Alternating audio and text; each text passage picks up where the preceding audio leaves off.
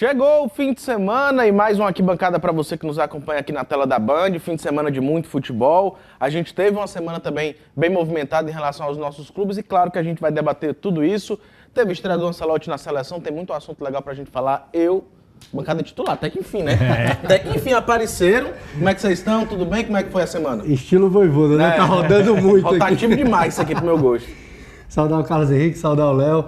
Saudar você que nos acompanha. Semana, né, pro Fortaleza segue complicada, mudança em bastidores.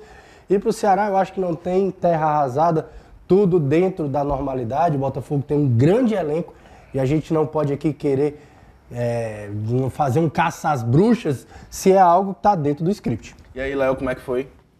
Semana complicada, né? Do Fortaleza, como o Armando bem destacou, muito mais fora do campo do que dentro do campo, mas obviamente decisões administrativas que repercutem no que o Fortaleza está fazendo em campo e no que a torcida espera que realmente mude. Pela parte do Ceará, eu acho que resultados previsíveis, mas resultados chatos pela forma como eles ocorreram, né? Muito baseados em erros individuais, mas que acabam escancarando e pressionando a diretoria, porque a gente já sabe e também eles sabem o que devem fazer nessa janela, que é contratar para realmente reforçar o elenco. Vamos começar falando do Vozão, que enfrenta hoje o Sampaio Corrêa pela 7ª rodada do Grupo B da Copa do Nordeste, só que antes enfrentou o Botafogo. Era um jogo até que a gente esperava uma postura até melhor do Ceará. O resultado não veio, mas a postura agradou vocês? O que é que vocês acharam?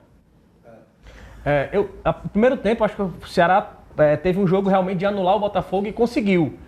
Mas infelizmente, como a gente já falava na abertura, esbarrou em erros individuais de seus jogadores. É isso que incomoda, né? O Ceará faz um jogo competitivo, o Ceará consegue anular ali o Botafogo ofensivamente. Deveria ter produzido mais, tinha capacidade de produzir mais, o segundo tempo mostrou isso, mas ali uma falha individual do Fernando Miguel, já apagada as luzes do primeiro tempo, mais uma vez nos acréscimos. Deu 1-0 pro Botafogo, o Ceará ainda empata, melhora a postura no segundo tempo. O que incomoda nesse resultado, como eu já falava, é um resultado normal, mas o que incomoda é a repetição de erros, né? É a falta de produtividade ofensiva que vem se repetindo e principalmente erros individuais, né? O Dieguinho, que já havia feito um pênalti infantil ali contra o Palmeiras na Copa do Brasil, repete ali um jogo de mão ali, vai com o braço aberto e a falha do Fernando Miguel. Então foi um jogo decidido basicamente em falhas individuais. Isso que chateou o torcedor. O que você acha, mano? Eu acho assim que existe um movimento natural da partida. Concordo com o que o Léo está expondo, não falou nada que não ocorreu, de fato é isso. Mas tem o outro lado. Quando a gente pega alguns comentários, o Ceará está muito atrás. Beleza, tem o outro te empurrando para trás. Uma coisa é tu ficar atrás por opção própria. Outra coisa é ter um time do outro lado que amassa, que os laterais são muito rápidos, que o time tem muita qualidade no meio. Então, assim, eu acho que é um movimento natural o Ceará ter essas dificuldades, se enrolar com esses problemas, porque tem um adversário muito forte. Por isso que eu faço o copo meio cheio, meio vazio. Não estou dizendo que foi uma grande atuação, mas vejo motivos para que toda a problematização ocorra diante de um qualificado Botafogo. E é por isso que a gente falou da importância daquela gordura adquirida no início da competição. O Ceará fez isso muito bem, chegou a figurar ali bem próximo do G4.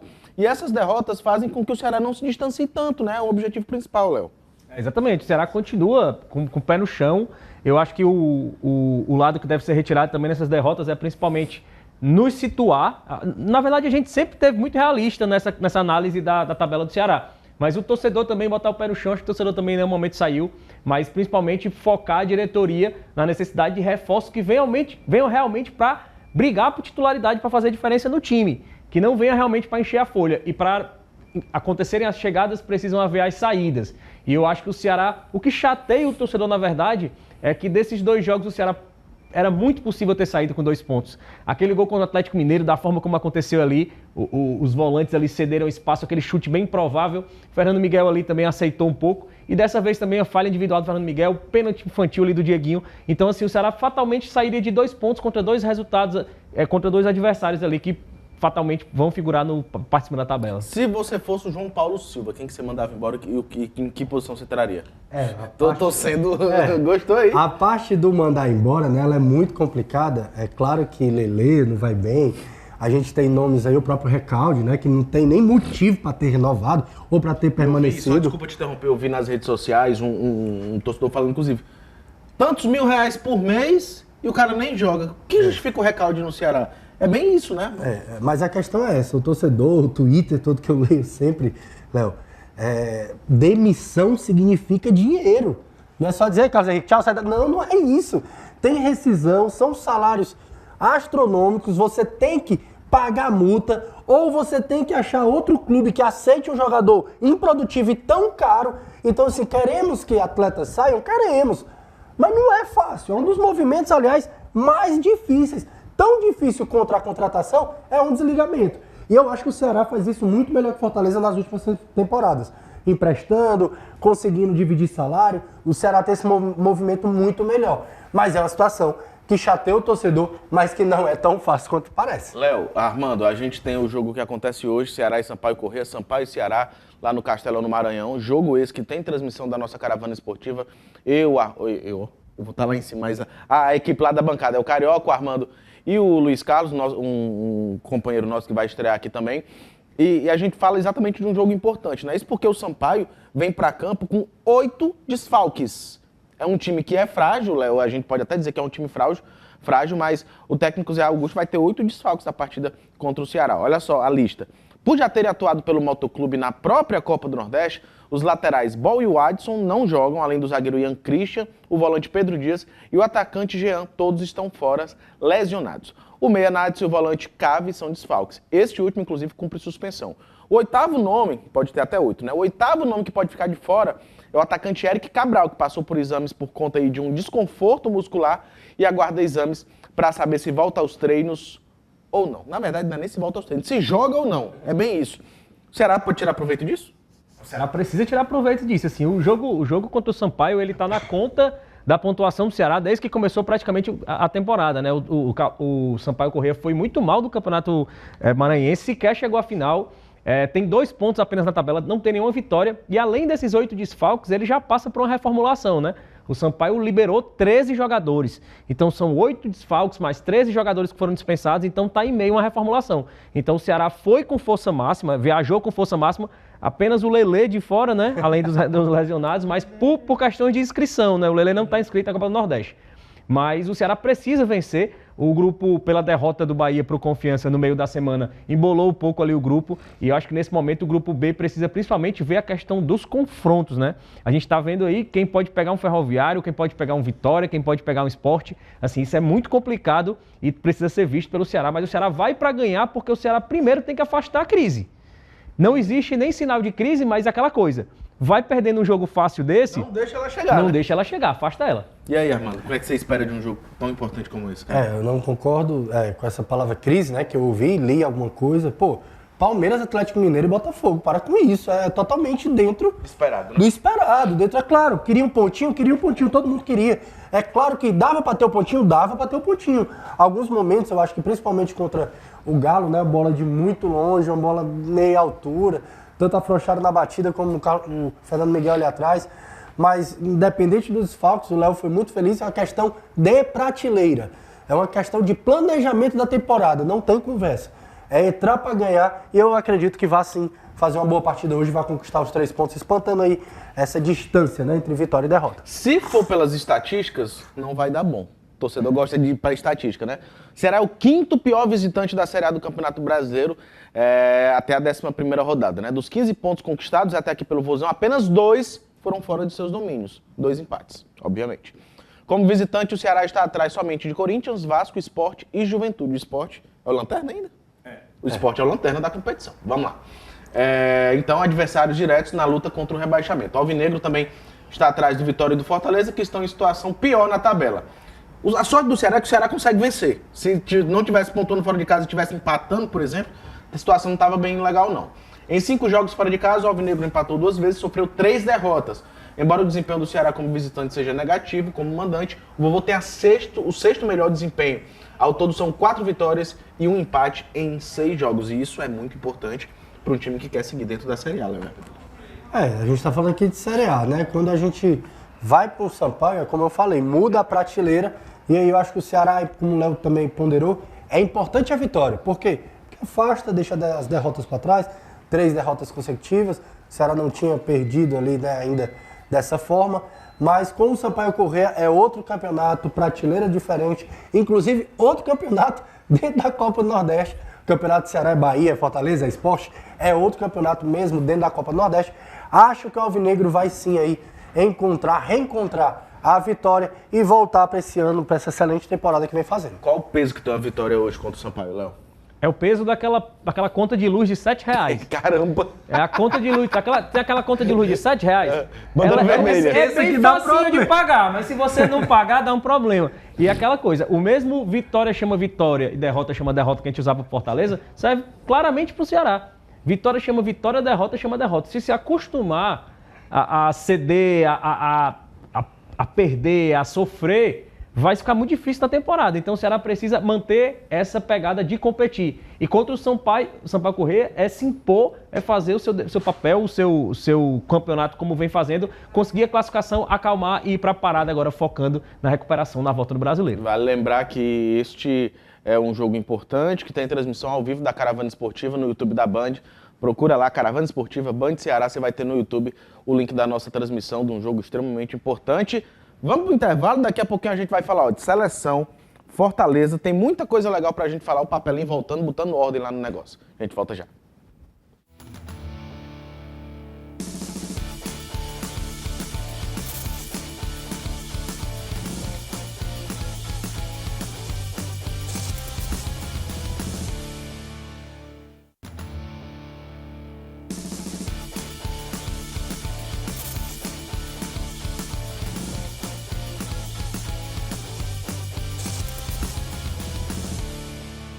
De volta com a arquibancada para a gente falar de muito futebol. Na quinta teve a estreia de Ancelotti à frente da seleção brasileira contra o Equador, um jogo que as pessoas, os torcedores tinham... O pessoal tá animado, né? Os torcedores tinham uma expectativa muito grande, mas não foi muito aquilo não, foi um empate meio morno. O que é que vocês acharam? Como é que foi?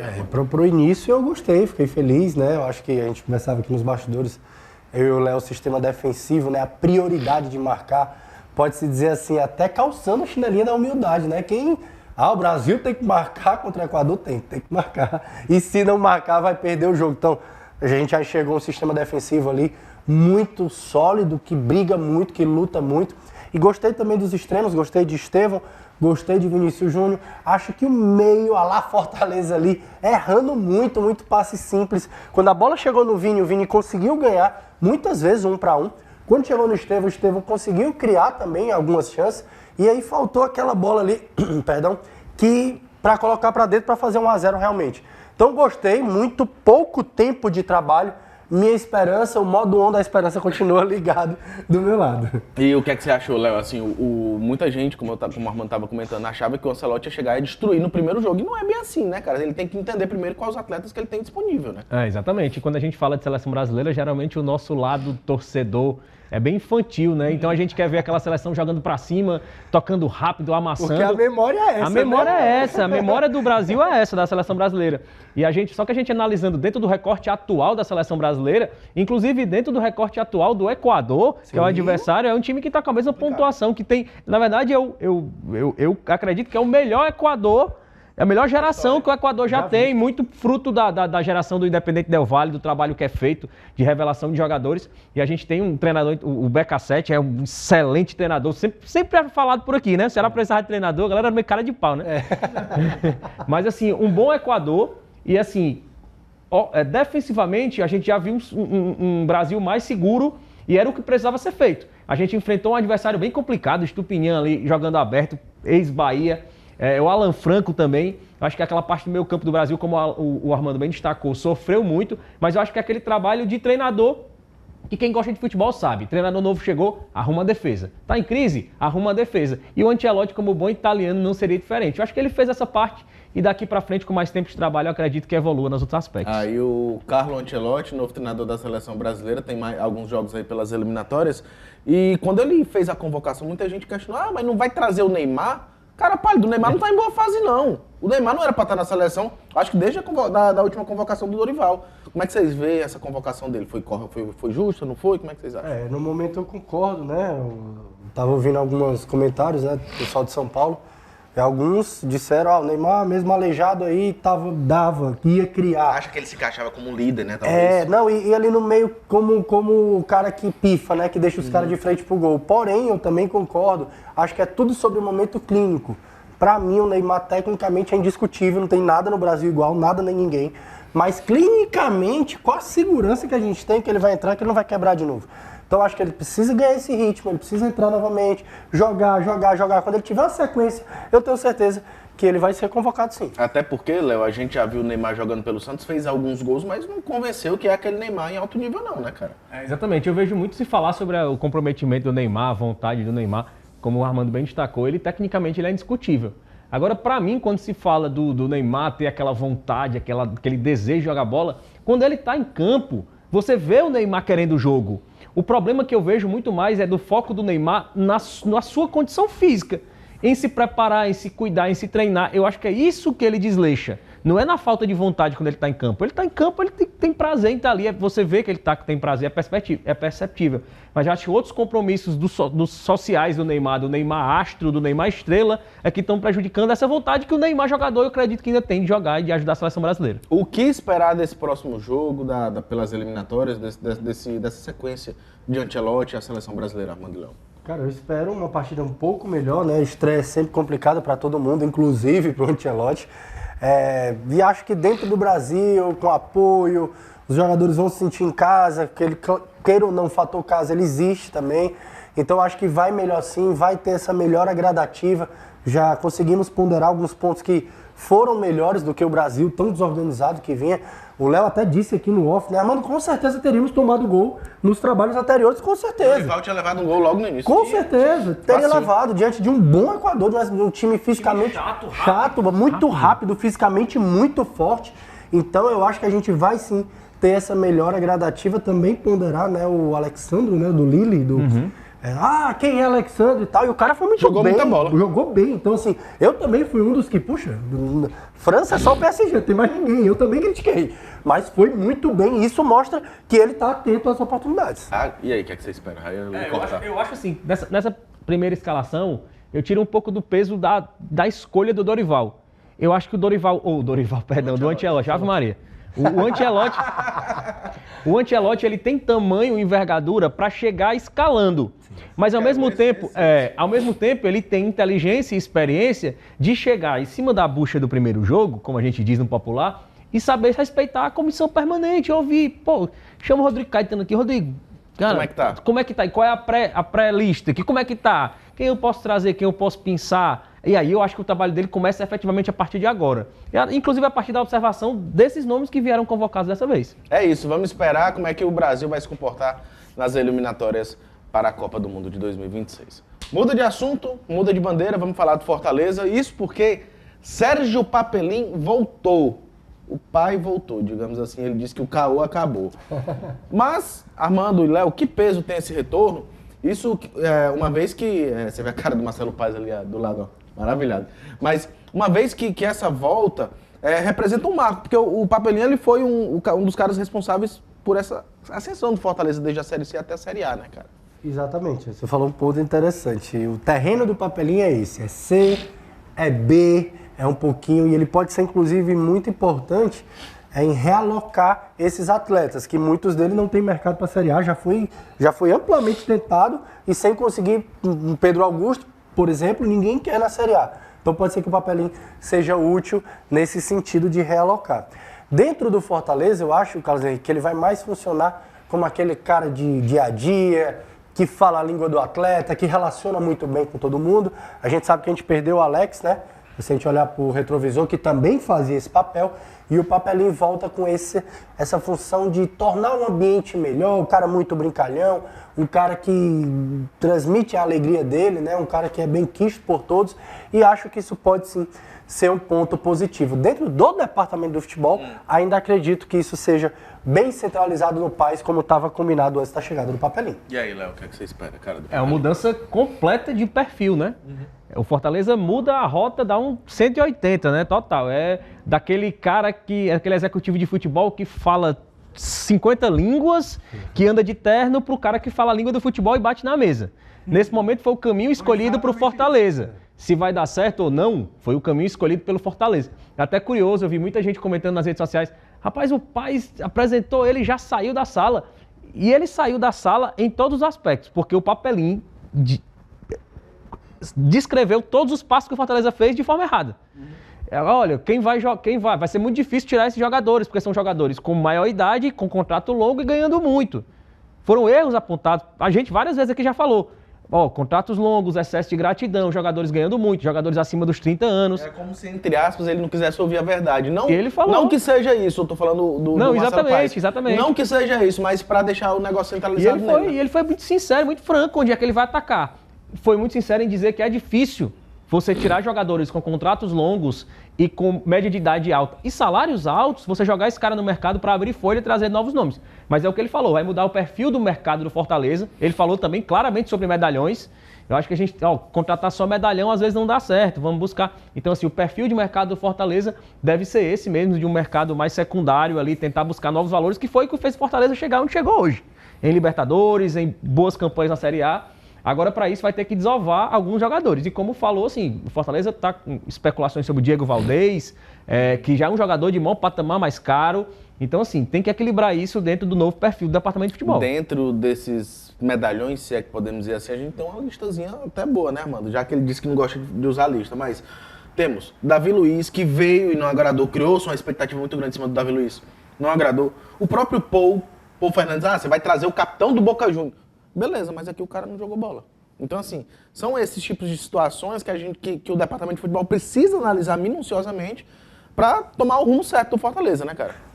Ele aponta erros, né, como o Léo falou, porque se tiver tudo errado, eu fechar os olhos e fizer assim, eu vou apontar erro e vou acertar. Quando muita coisa tá errada, ele acaba que aponta. Mas eu acho que ele joga muito pro torcedor. Sim. Ele fala, quem não quer ter que ir pra casa, quem não quer. Logo em seguida ele fala, eu preciso ver se alguém não quer.